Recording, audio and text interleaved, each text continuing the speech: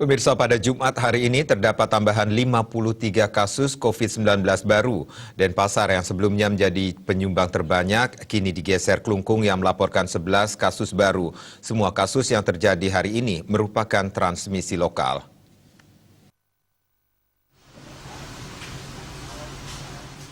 Dengan adanya tambahan tersebut, kumulatif kasus transmisi lokal mencapai 3.587 orang.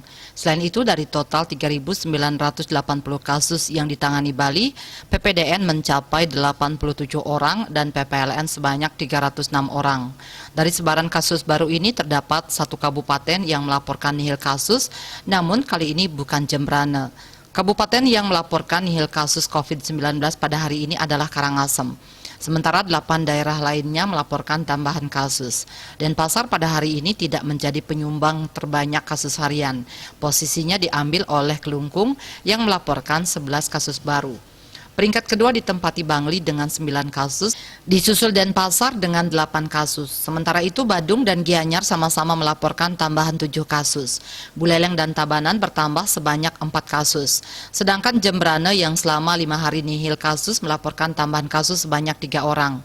Untuk kasus sembuh terjadi penambahan 59 orang, sehingga kumulatif pasien sembuh menjadi 3.484 orang.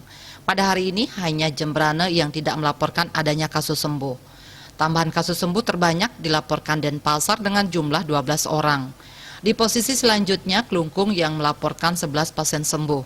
Disusul Bangli dengan tambahan 10 pasien sembuh. Karangasem melaporkan 9 pasien sembuh, Badung 5 orang, Buleleng 3 orang, dan Tabanan 1 orang. Masih ada kasus aktif sebanyak 447 orang.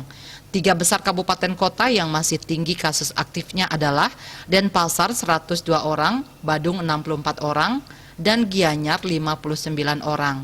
Selain itu terdapat 5 kabupaten yang kasus aktifnya masih mencapai puluhan orang, yakni Karangasem 46 orang, Bangli 42 orang, Buleleng 41 kasus aktif, Klungkung dan Tabanan sama-sama masih memiliki 40 kasus aktif. Jembrana melaporkan 13 kasus dan menjadi kabupaten dengan kasus aktif terkecil. Dia Dewi Bali Pos melaporkan.